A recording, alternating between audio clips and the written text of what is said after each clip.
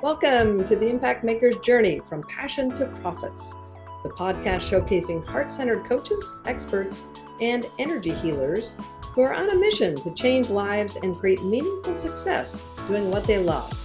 I'm your host, Wendy Vaughn, business success coach and founder of Impact Maker Coaching.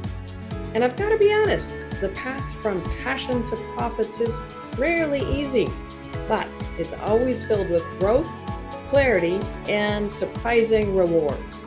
Now, each week I sit down with inspiring impact makers who have turned their knowledge and wisdom into thriving businesses that are making a meaningful difference for others. I will explore their personal and professional journeys, how they found their calling, and how they continue to stay aligned with their passion along the way. So if you're here to expand your vision about what's possible for yourself, you're in the right place. So join me as we discover the positive ripple effects created by today's guest. All right. Hi there. I have as my guest today, Nancy Batterman. Now, Nancy is an executive coach and nonprofit strategist. So welcome, Nancy. I am so excited to have as my guest today.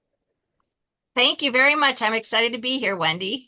Yeah, and I am really looking forward to just discovering more about your journey as an entrepreneur, because every entrepreneur's journey is unique. And Yes. it typically includes lots of opportunities, as I call it, for personal growth. Mm. You agree? Yes, Like, definitely. are Lots you of the, opportunities. there you go. Are you, like, if you reflect, are you the same person today as you were when you started this entrepreneurial pursuit? Absolutely not. A completely different person. Yeah. Exactly. There's business development and personal development, and they pretty much go hand in hand because, that journey from passion to profits is not easy. And it's typically filled with a lot of unknowns and uncertainties. But the thing that's the same, I believe anyway, for all of us that are heart-centered, right, is the vision of making that meaningful difference for others. So I'd love to hear a bit about your journey. Curiously, how long have you been an executive coach and nonprofit strategist? So going on 6 years. So it all happened just before the pandemic. Ah, yes, the pivotal pandemic. It was quite the catalyst, but this happened for you before it. So Yes. you were met with, oh no. So what prompted you to start this journey and become an expert in your niche? So I was working with a coach. My coach really encouraged me. Actually is the founder of Proactive Leadership Group, and he was encouraging me to leave the nonprofit I had worked at for 34 years. And he said, "You'd be a great coach." And I thought about it, and I was like, "Okay, let's do this." That's So a I big leap did. of faith. 34 Exactly. years, 34 years and I one, know. and then to just like, here I go. Whoop. Here I That's go. Yeah, in the fall of 2019. okay. So just was getting up and running and starting to feel a little bit confident about I got my, was able to secure my first client. And so I was excited and was working Yes. with that client. And then, of course, everything shut down and we learned all about Zoom, right? Yep. Yep. But first there was that shock. Yes. Everything stopped. It wasn't just like, okay, well, now we're, business keeps going, but now we're on Zoom. No, it was just like, stop. And so, but you, Yes. now, curiously, when you launched, so when made that leap of faith and started your own business as a coach, did you have a clear strategy in place to build a business? Or I heard you say you got your first client. So I'm assuming you had a network of people already that you were linked with. So what was that like? Just briefly, we don't have to go into great detail, but did you have a business strategy, or was it mainly, well, reach out to a few people and serve them? So I wouldn't say I had a business strategy, but I did have a lot of nonprofit connections in the nonprofit world because I had worked Yeah. in that sector for so long. So I Yeah. reached out to all of those people and I really used that as kind of the launch for the business. Right. Yeah. Those those high trust relationships. That is Yes. so key. And it's key to continue building those throughout the business journey as well. So, yeah, I love that. Now, Nancy, I know your specialty is working with executives and nonprofit organizations. So, Mhm. explain to us a little bit about that. Why do they hire you? You know, what's going on for these individuals and organizations that's maybe not working, right? That has Mhm. them saying, Nancy, Nancy, please, I need your expert guidance, wisdom, and support. So typically the initial reason they reach out is because they're looking for strategic planning. And I really talk about that I offer this very unique strategic planning process. And then once I get into the organization and do their strategic planning with them, but my process is different than they're used to, and it is an ongoing relationship then with the CEO and the nonprofit leadership team. And I really work to strengthen the nonprofit leaders, develop their skills as a team, and to help them execute on their strategic plan.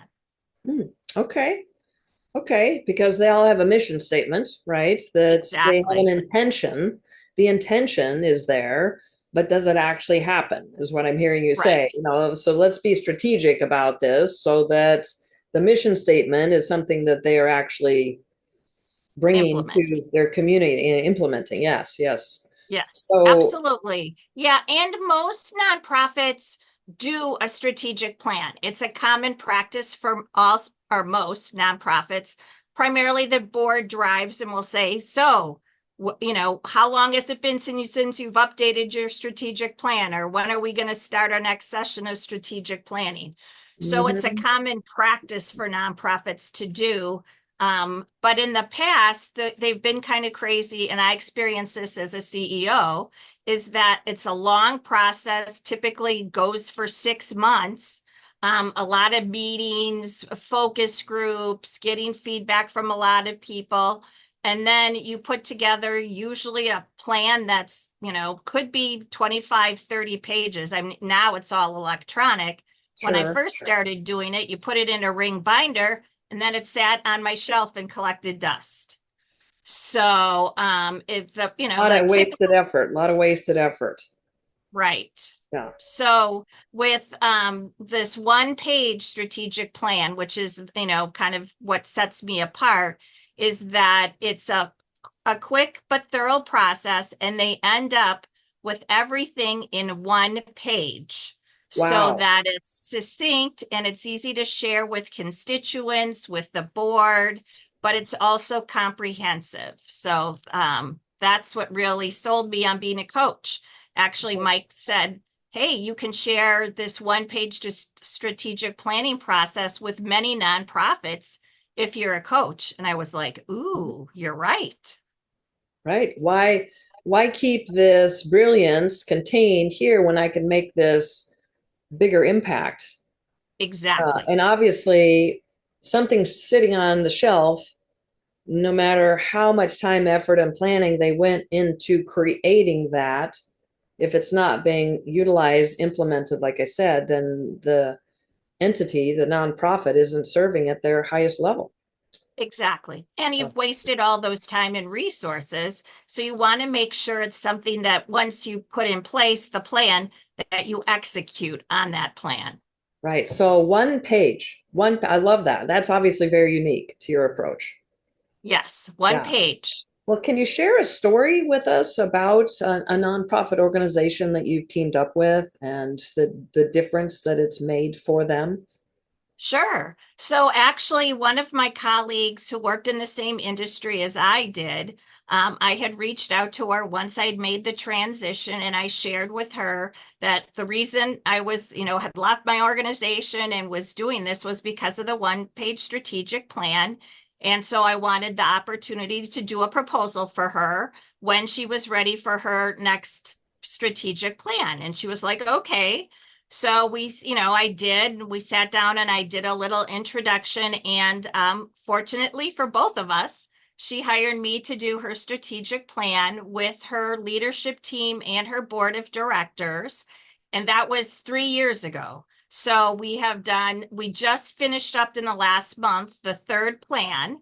And then on a quarterly basis, kind of, this is the other unique thing. On a quarterly basis, I meet with the leadership team and we review the progress from the last quarter and set the next quarter's quarterly Mm, priorities. So each I quarter see. you're building on accomplishing everything in your annual initiatives. So Got it it. really So it's helps. really it's not just static. It's almost like it's living, right? Exactly. It adjusts based on the completions, maybe course corrections. So yeah. Yep. Yeah, and Well, each quarter gets you closer to accomplishing your annual initiatives. And then the plan also has a 3-year highly achievable goal. And each year that you accomplish your annual initiatives, you get closer to accomplishing that 3-year highly achievable goal, which then leads to you accomplishing your BHAG, the mhm. organization's big, hairy, audacious goal.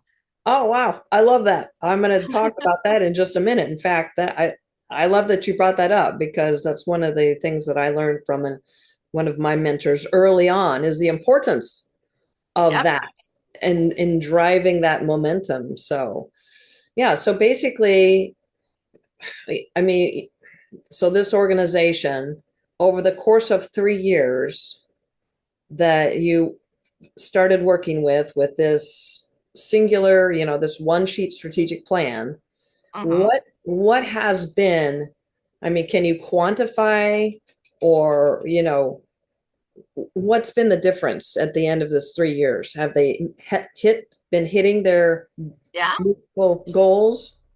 So, absolutely. So their 3-year highly achievable goal is to diversify their funding and to add a new funding source. So, and they'll actually, their 3-year at the end of so where they should achieve their 3-year highly achievable goal is June of 2026.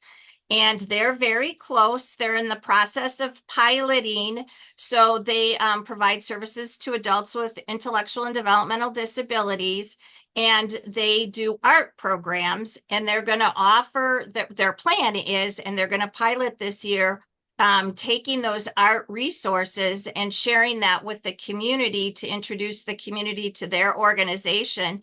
But they're going to do art classes, like an art workshop where people can come in. They have a painting studio. So Mhm. they're piloting what they have as their new funding stream. So they're going to pilot that this coming year. Wow, that's exciting. That is so So exciting. yeah, And the difference that they're making now in the community obviously is exponential.